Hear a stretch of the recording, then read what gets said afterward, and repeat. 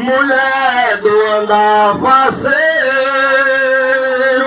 do corpinho bronzeado,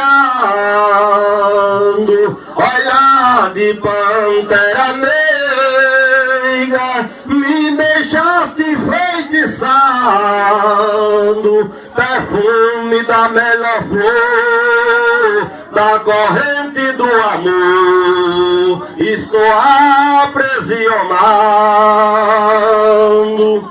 Quero viver ao teu lado, na chuva, no sol, no frio, nas ramagem aconchegante dos arvoredos sombrios, me afogando em teus beijos e matando os meus desejos nesse teu corpo macio.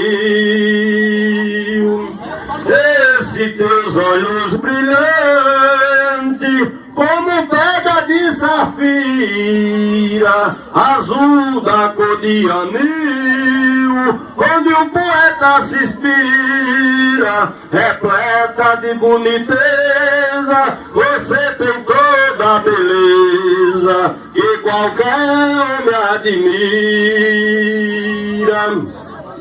Cada vez que eu te olho,